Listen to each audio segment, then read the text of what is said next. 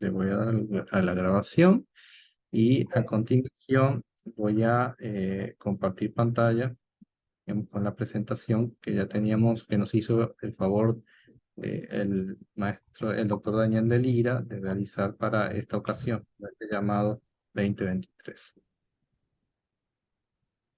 Y tú nos vas diciendo, esta ya fue una de las sesiones que se hizo unas semanas atrás públicamente y pues bueno, la vamos de alguna manera a reutilizar, por decirlo así, para esta plática, al fin y al cabo de la esencia de la... No sé, Katy, si quieres arrancar con la primera, con la anterior o con... Mira, te diré la siguiente y ya, este, un segundo,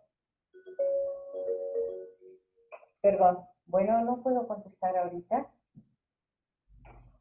no sé a quién le colgué. Bueno, estoy con ustedes ahora sí.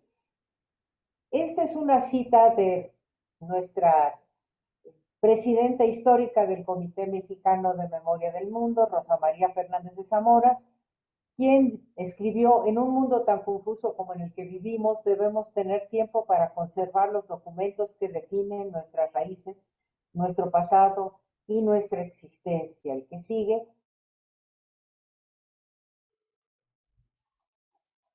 Y entonces ella estuvo al frente de este comité muchísimos años, dándole la vida que tiene actualmente y luchando por la memoria. El que la memoria no se puede perder, porque la memoria es nuestra identidad. Por el mundo en la UNESCO, que ahorita es el primer punto de la introducción. Si quieres pasar al que sigue. En 1992, la UNESCO estableció este programa Memoria del Mundo, o Memory of the World, Mémoire du Monde, que, bueno, ahí tiene un problema en mi texto, porque dice que es una convención para la protección del patrimonio cultural y natural. Es un programa, no es una convención. Y lo crearon el director de la UNESCO en ese entonces, Federico Mayor Zaragoza, y Abdelaziz Abid, un gran amigo de México que muchas veces ha compartido con nosotros reuniones y entregas de reconocimientos. ¿A qué se refería la UNESCO cuando creó este programa? A que había habido una guerra la que sí, que por favor, había habido una guerra en los Balcanes y era necesario, eh, había habido una gran destrucción en esa guerra de los Balcanes, y ya existía el programa Patrimonio Mundial, que protege los sitios. Entonces la UNESCO podía ir a los lugares que habían sido nombrados Patrimonio Mundial y proteger o luchar por reconstruir lo que había sido dañado durante la guerra. Pero lo que se perdió para siempre fueron documentos que son patrimonio del mundo en general o de una localidad. Entonces, los documentos que se encuentran en archivos, bibliotecas, filmotecas, porque también las películas o las fotos forman parte del patrimonio, fonotecas, el sonido también, los registros sonoros, que están ya sean instituciones públicas o particulares. No hay una distinción entre los dos, excepto en que la UNESCO considera que las instituciones públicas en general garantizan más la conservación de los documentos que las particulares. Entonces, las colecciones particulares tienen que demostrar que están conservando los materiales. Como dije ahí en el segundo párrafo, como mencioné, el patrimonio documental incluye toda clase de documentos, sean estos manuscritos, impresos, sonoros, fílmicos, fotográficos, y muy importante digitales. Actualmente se genera mucha información, muchos documentos digitales. Un aspecto muy importante de los documentos es que contienen un soporte sobre el cual han sido creados. Entonces, cuando hablamos de proteger los documentos, hablamos de proteger dos aspectos: el contenido del documento y el soporte en el. Una fotografía es muy evidente, está impresa, bueno, o digital, está impresa cuando es analógica, está impresa y nos importa la fotografía misma, pero nos importa también lo que retrata. Entonces, un documento tiene dos aspectos: en dónde fue hecho y qué contiene. Lo que sigue, por favor.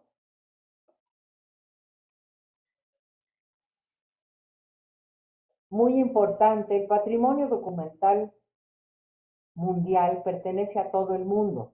Debería de ser plenamente preservado y protegido para todos, con el debido respeto de los hábitos y prácticas culturales, y accesible a todos de manera permanente y sin obstáculos. Eso es algo que es muy importante para Memoria del Mundo en cualquiera de sus tres espacios, que es Memoria del Mundo Mundial, Memoria del Mundo Regional para América Latina y el Caribe, o Memoria del Mundo de México. Si el documento no es accesible, puede no ser accesible físicamente porque es un códice del siglo XV que se puede deshacer, pero entonces hoy en día puede ser accesible digitalmente. Pero la accesibilidad es importante. Sin accesibilidad no se puede registrar un documento, porque el Memoria del Mundo considera que un documento que no se puede ver no existe como parte del patrimonio mundial, regional o nacional. Y la misión es incrementar la conciencia de todos y la protección del patrimonio documental mundial y lograr su accesibilidad universal y permanente. La que sigue, por favor.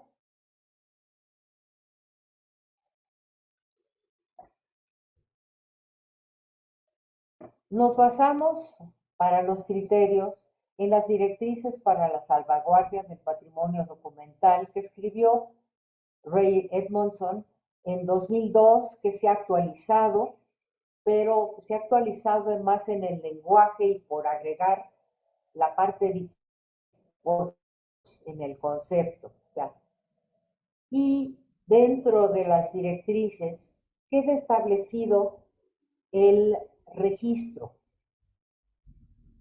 Ese registro de documentos a nivel mundial, regional o nacional mediante una convocatoria,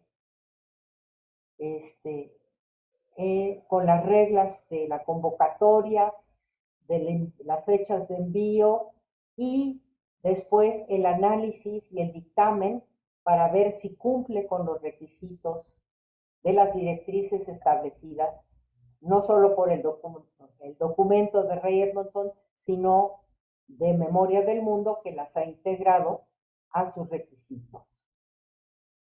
Los criterios para poder valorar las propuestas positivamente incluyen comprobación de la propiedad del documento. En general, las instituciones, como llamamos nosotros el Archivo General de la Nación, la Biblioteca de Lina, la Cineteca Nacional donde yo trabajo, en alguna forma tenemos documentos que comprueban por qué tenemos entre nuestros documentos el que queremos proponer. Y en el caso de los particulares, es necesario que comprueben por qué tienen la propiedad del documento. Luego, son puntos importantes que se tienen que llenar en el documento, como cuál es la influencia que ha tenido el documento en la historia mundial, regional o nacional en un periodo histórico particular. O sea, tenemos que ubicar el documento en su momento histórico y por qué tiene significación. Como dice allí, el concepto de antigüedad es relativo. El documento puede ser nacido digitalmente ayer, si cumple con todos los requisitos, o puede ser, como mencioné, un códice o un mapa del siglo XVII europeo o cualquier documento que ya ha sido reconocido por Memoria del Mundo. El tiempo, la antigüedad no es importante. Digo, forma parte de la explicación de la importancia del documento, pero en sí no se, a la hora de analizar si se registra o no como documento de memoria del mundo, la antigüedad no importa.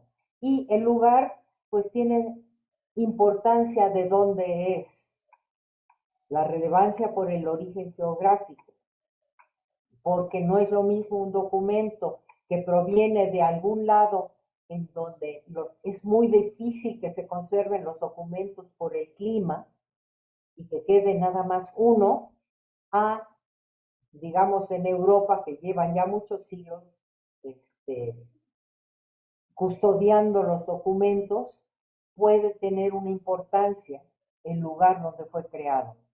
El que sigue.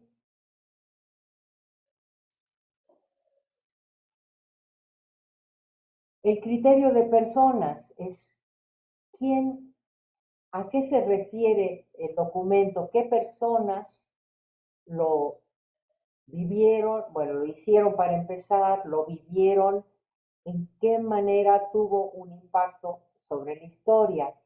El tema es, bueno, ¿de qué trata el documento? Si es proteger a unas personas o es un documento que nos habla de la historia de un grupo social o es la historia de un tejido que tiene una historia adentro. O sea, el tema en sí es importante. A lo mejor es en defensa de gente desprotegida o simplemente es el primer mapamundi que se hizo, que forma parte de Memoria del Mundo, porque nos habla de cómo veían el mundo hace 500 años. Luego, los manuscritos, su forma, su estilo, sobre qué soporte están, qué tan bellamente iluminados están o no. O sea, la forma y el estilo del documento mismo también lo tienen que describir. El valor social que ha tenido y que tiene. Las dos cosas importan. Si es un documento de hace un siglo, a principios del siglo XX de México, durante la Revolución, bueno, tiene un valor por el momento en que fue creado, pero también tiene un valor actual para nosotros en esta etapa de nuestra historia. Y muy importante también los conceptos de integridad y rareza. El documento debe de estar completo, debe de tener un principio y un fin, si se trata de un acervo, de un fondo. No puede ser una biblioteca completa, sino tiene que ser una parte que por alguna razón sea muy importante por sí sola y que tenga rareza. La rareza, bueno, podemos decir que debe de ser único. Bueno, en sí mismo un códice, pues es único. Lo dibujaron, lo escribieron y es el único que hay. Pero ya cuando llegamos al mundo de los libros, ya se vuelve más complicado definir la rareza, la unicidad del documento. Y eso es relativo. Si del documento solo existen 5 ejemplares en México, por decir Memoria del Mundo de México, bueno, si se imprimieron 500 ejemplares y solo quedan 5 en todo el país, es bastante raro. O sea, cumple con el requisito de rareza. Pero si fue impreso en 500 ejemplares y existen 300 y se vende en las librerías o es fácil encontrarlo, Bueno, obviamente no cumple eso como libro. Si hubiera un mecanuscrito, si hubiera un manuscrito, que cumpliría. Entonces, entre más nos hacemos el concepto de rareza, de unicidad, se vuelve más difícil de cumplir con él, pero no quita que es muy importante. También los documentos del siglo XX y del siglo XXI. Daniel, el que sigue.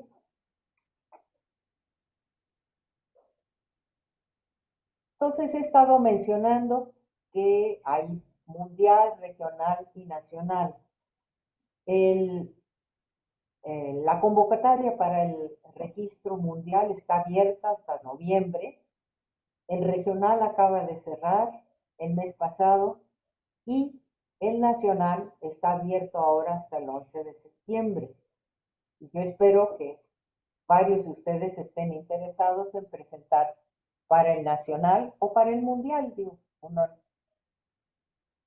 está aquí para contestar sus preguntas en cualquier nivel. El que sigue.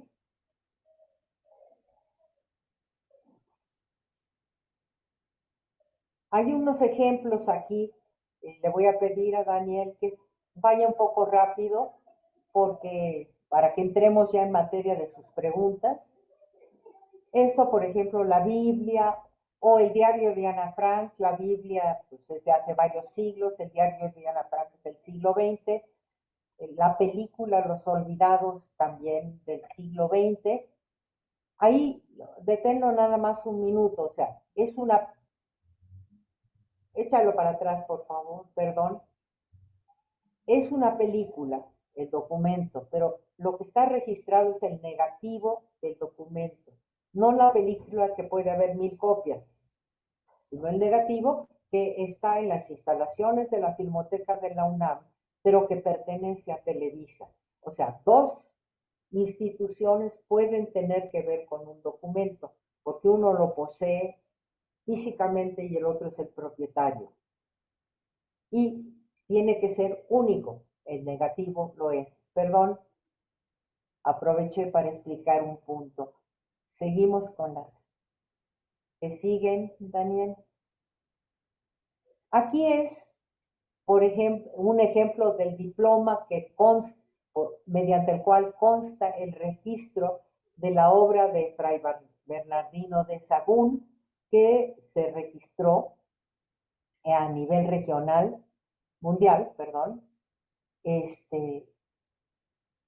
en, ¿cuándo fue? En 2015. De constancia de registro en dos. Puede seguir. Este fue el códice florentino, muy importante, que era de 3 países. Perdón, déjalo ahí. El códice florentino es de importancia para México porque es Fray Bernardino de Sahagún. Es de importancia para España porque tiene algunos de los documentos y para Italia que tiene otros documentos. Entonces, a veces se puede hacer una labor, si es nacional el que les interesa a ustedes, pero está en varias instituciones los ejemplares que hay o la información suelta que hay. Bueno, se pueden agrupar 3, 5 instituciones para proponer un documento o un fondo con los documentos dispersos en varias instituciones. Gracias, Daniel.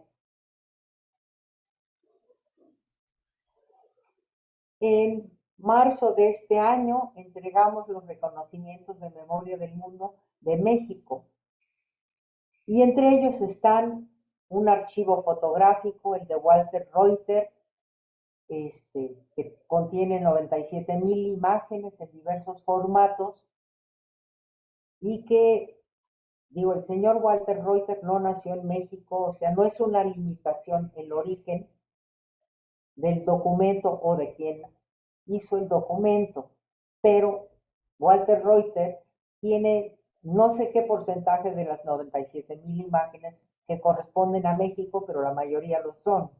Entonces es un documento valuable. Para México cumple con tener impacto, se usan sus fotos, significan y conservan la memoria de grupos sociales o de eventos. Luego está el del Juzgado Tercero de Letras del Ramo Penal en contra de Fidencio Constantino por el delito de ejercer la medicina sin título. La importancia es que para el Poder Judicial Fidencio estaba infringiendo la ley, pero para la gente de la región era un santo que curaba a la gente. Tan famoso se volvió que cinematográficamente existe una película que trata sobre, como le llamaban a él, el niño Fidencio.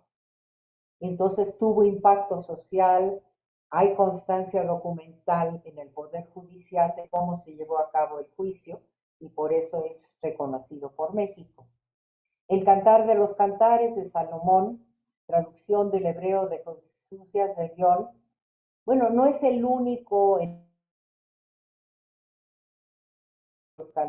el Cantar de los Cantares de Salomón, pero el señor Jesús de León conocía y traducía 7 idiomas y para México es un documento único que se encuentra en la Biblioteca Central y consta de 2 libros impresos. Estos ejemplos nos ayudan a ver un poco la variedad de lo que se puede reconocer, pero todos ellos han tenido impacto, en este caso, en México, aunque sea regional, como el caso del niño Fidencio, o muy específico, como el Cantar de los Cantares de Salomón, que a lo mejor la mayoría de nosotros no conocemos y no hemos leído, pero obviamente una traducción única al español tiene un gran valor. La que sigue. Otros, me iré rápido para no seguirles tomando tiempo, el archivo histórico de la diócesis de Texcoco, o sea, una diócesis también custodia material documental y quiere darlo a conocer, quiere que haya memoria de todos los registros de nacimientos, en fin, lo que puede tener una diócesis, que es una información local comunitaria muy importante, puesto que cubre de 1585 hasta 1930, lo cuenta toda la historia de una parte del país. O la colección antigua del Archivo Histórico de la Biblioteca del Instituto de Antropología e Historia, que cubre también desde el siglo XVI hasta las primeras décadas del siglo XX, que es como un fondo que le llaman Archivo Histórico de la Biblioteca del Instituto de Antropología, impresos y manuscritos de la época. Y por último, Manuel M. Ponce, Archivo Familiar. Nosotros ya habíamos reconocido la música de Manuel M. Ponce, pero aquí nos ofrecieron algo diferente. Es los documentos personales de Manuel M. Ponce y de su familia, su hermana, programas de mano, álbumes fotográficos y composiciones de la hermana. Eso nos habla de una familia a fines del siglo XIX, principios del XX,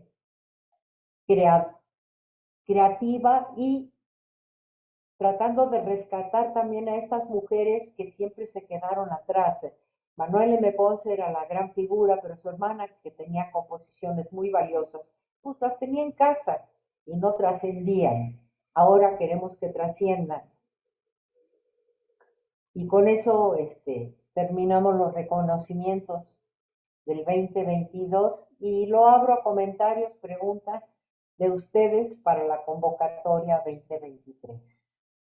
Muchas gracias. No sé si ya algunos ya tienen claro cuáles son sus preguntas, qué es lo que quieren proponer, qué dudas tienen.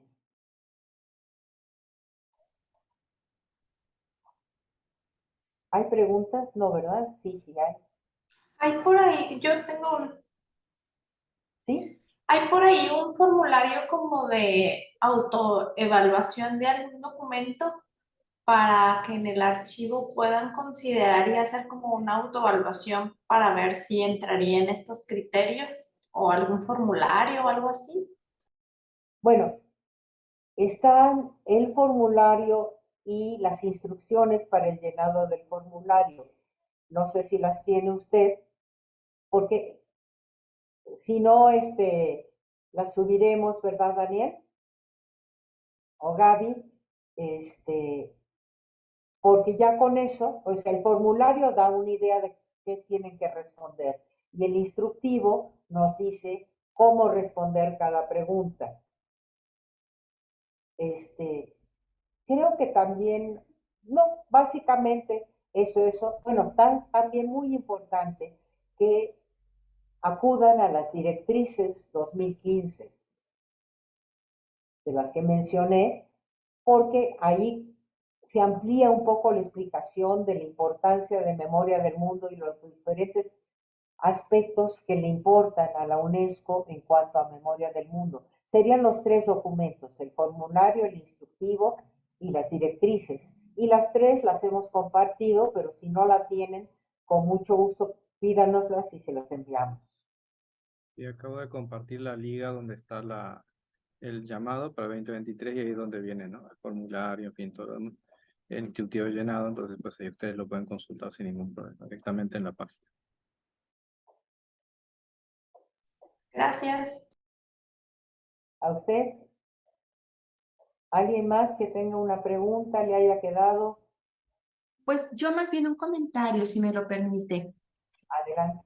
Gracias. En la universidad tenemos una biblioteca especializada que le llamamos histórica. Tenemos archivos o documentos históricos desde el año de 1700, pero no han sido difundidos. Valdría la pena, incluso algunos documentos de Allende y todo eso que están súper guardadísimos ahí, pero valdría la pena como darlos a conocer porque pues se requieren en cualquier momento, ¿no? Es también objeto para investigaciones, para publicaciones y demás. Valdría la pena, ¿no? Que si existe este Claro. medio para difundir también con aquellos documentos con los que la universidad cuenta que le pudieran ser de utilidad a alguien en algún momento.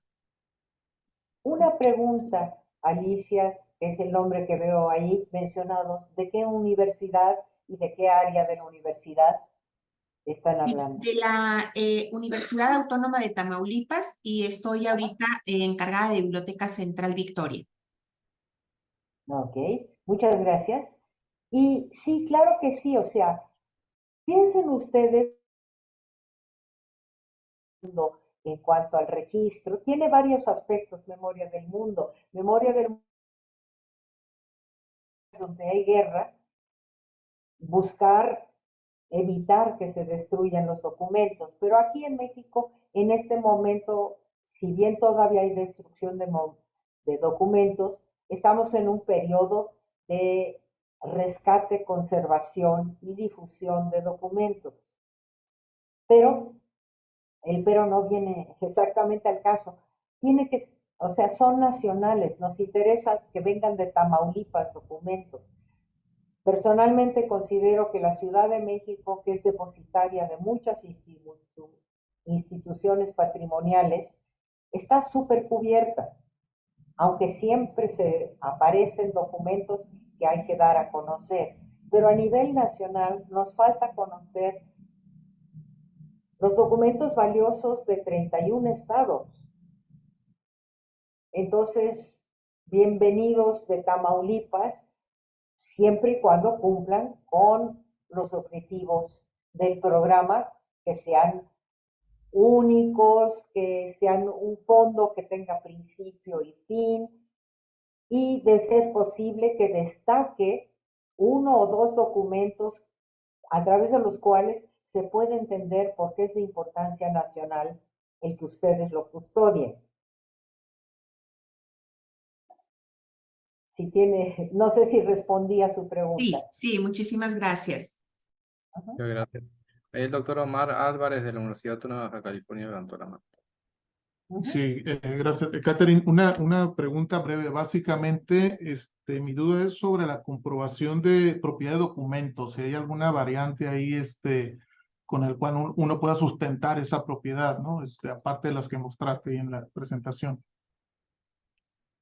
Bueno, generalmente cuando es de instituciones como aquí representas, creo, la Universidad Autónoma de Baja California, el jurídico de la Universidad Autónoma de Baja California debe ser el que diga sí, está en mis documentos que esto llegó en propiedad en tal fecha. A lo mejor no, cuando hablamos de documentos, a lo mejor yo regalé un documento que estaba en mi casa, que resulta que acaba en la Universidad de Baja California y que es muy difícil decir cómo llegó, pero el jurídico es el que tiene que asumir la responsabilidad de Claro. decir yo soy el custodio o el dueño si fue comprado o si no simplemente aquí llevan 2 siglos en custodia, el documento es nuestro. Va, muy bien, por parte de la misma Ahora, institución. Vale. sí, es la institución misma la que avala a través del jurídico. No. La maestra Brenda Rocha de la Universidad Autónoma de Ciudad Juárez. Hola, buenos días. Mi pregunta va un poco en ese sentido. Nosotros aquí en la Universidad Autónoma de Ciudad Juárez, bueno, estoy a cargo yo de la gestión y desarrollo de colecciones de las 9 bibliotecas con la que cuenta la UACJ. En ese sentido, va un poquito mi comentario. Nosotros tenemos algunos documentos, la mayoría han sido donados. ¿Cómo nosotros hacemos esa comprobación de que son de nosotros? De pronto a veces nos dejan, no sé, nos han regalado o nos han donado la colección personal de escritores de aquí de Chihuahua. Entonces, en ese sentido va mi pregunta, ¿nosotros cómo hacemos esa comprobación de que son de nosotros? Porque la biblioteca y nosotros los catalogamos, los preservamos, los organizamos, pero propiamente un documento, pues es raro que aquí en biblioteca por lo menos nos llegue. Entonces, en ese sentido va mi pregunta. Bueno, yo trabajo en la Cineteca Nacional, estoy a cargo del Centro de Documentación de la Cineteca Nacional y conozco muy bien el problema a nivel de la biblioteca, en el sentido de que en el pasado, pues hubo mucho descuido, porque yo estoy hablando de la Cineteca, descuido en el sentido de no documentar todos los pasos de todo lo que sucede. Idealmente debería de haber una carta de donación. O sea, la carta de donación solo garantiza que esta persona o esta familia les entregó a ustedes la documentación. Pero eso para ustedes es su comprobante. Y el jurídico de la universidad debe tomar esa carta y analizar si puede decir que con eso es propiedad de ustedes, que en principio sí, si hay una carta de donación es de ustedes. Ahora, si la biblioteca X no fue cuidadosa porque no era la época de preocuparse, sino de que traigan donaciones, necesitamos, y no haya, ahí habría que hacer una pequeña búsqueda para tratar de saber cómo llegó y de nuevo consultar al jurídico en el caso de una universidad o de una institución patrimonial. Hay siempre un jurídico que puede ayudar a decir cómo comprobamos que es nuestro.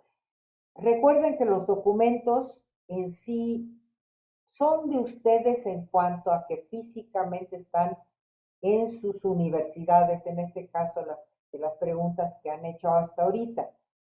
Pero si son del siglo XX, puede haber un autor que todavía él o su familia viva y que pueda decir, o sea, la propiedad nunca es total.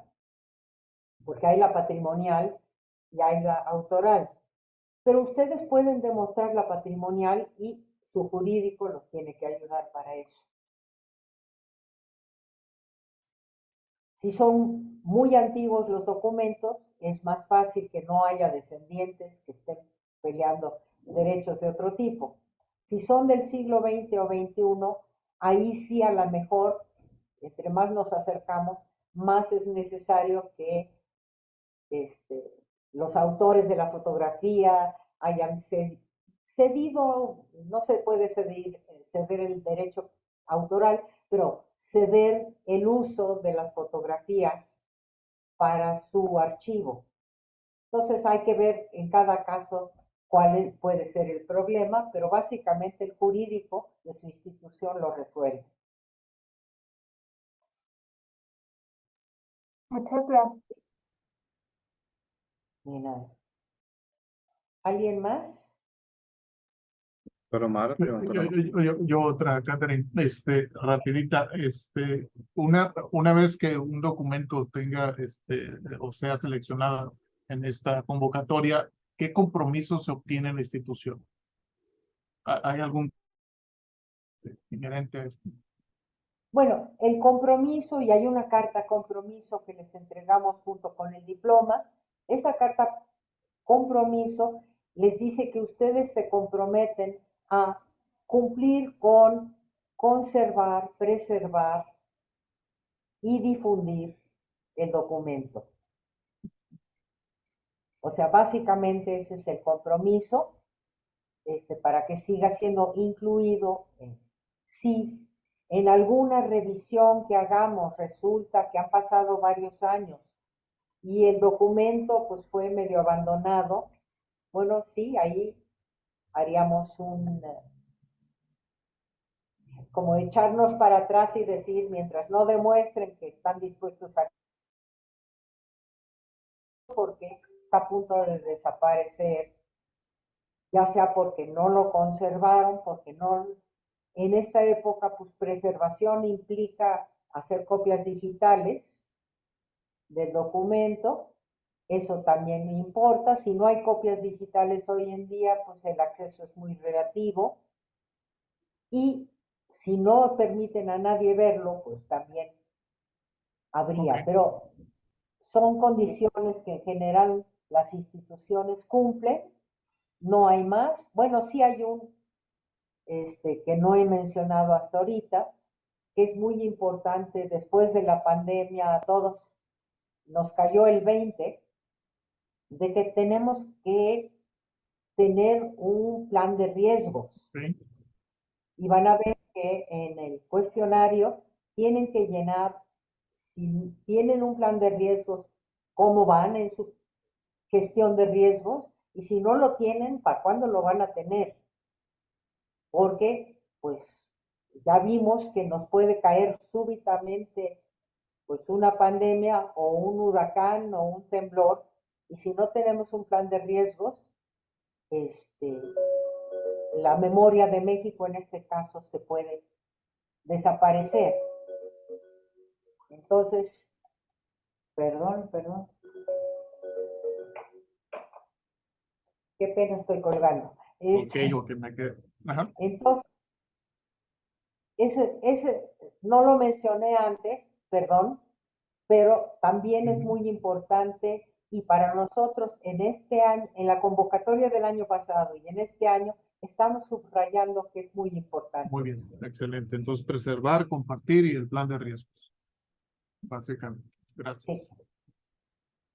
La maestra Fabiola Terrazas de la Universidad Autónoma de Chihuahua. En este caso, si nosotros tenemos también un archivo histórico y biblioteca histórica, si ese patrimonio ya está registrado en el archivo histórico, en el Archivo General de la Nación, no hay conflicto de interés, ¿verdad? O sea, no tiene nada que ver el registro del archivo con este proceso. No entiendo muy bien cómo tienen el registro. O sea, ustedes tienen los Sí, documentos. y entonces hay pues es como un comprobante donde dice que esa documentación que está ahí en el archivo histórico es parte del Archivo General de la Nación, no está registrado como parte de. Entonces, si de ahí se seleccionara algún material para este proyecto, no habría conflicto de interés, no habría ninguna contradicción o alguna cláusula que pudiéramos estar incurriendo. Que yo sepa, no, tengo que investigarlo porque no conocía de ese registro, pero básicamente los documentos los tienen ustedes. Quizás el Archivo General de la Nación registra a nivel nacional documentos, pero realmente no debería de haber conflicto. Si hubiera conflicto, sería cuestión simplemente de pedirle al Archivo General de la Nación que sea cosignatario la propuesta, no codueño, sino decir, bueno, ellos avalan la propuesta.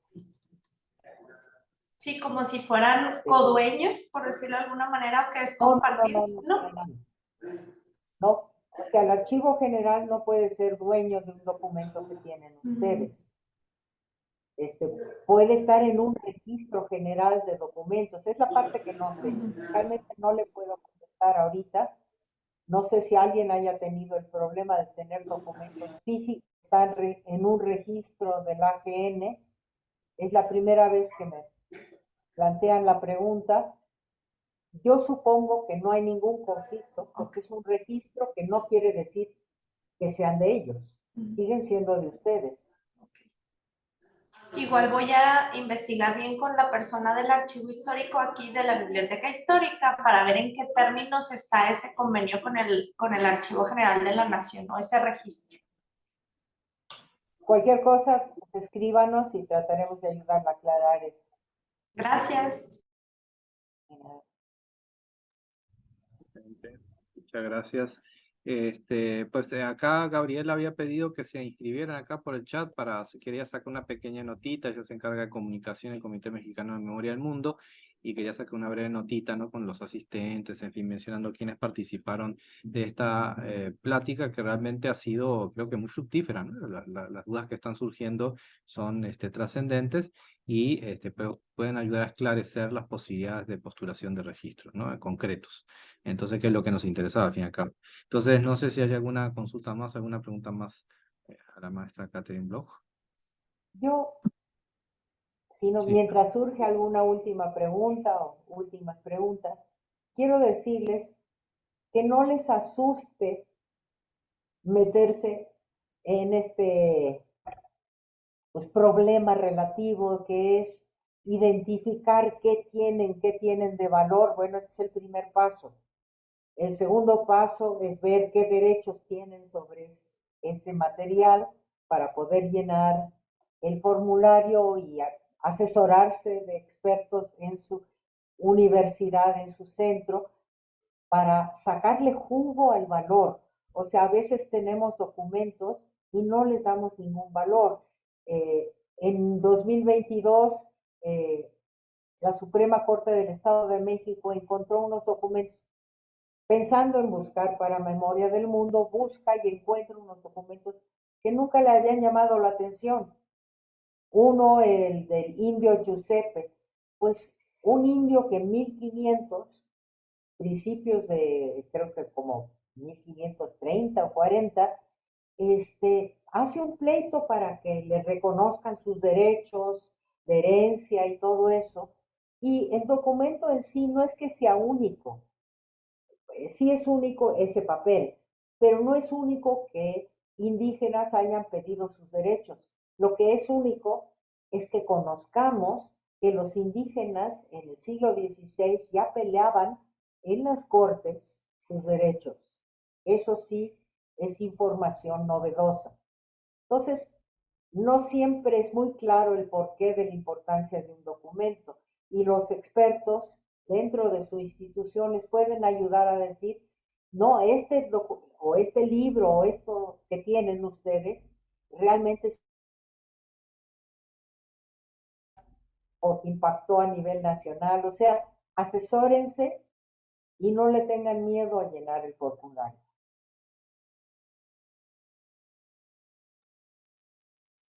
¿No hay más preguntas?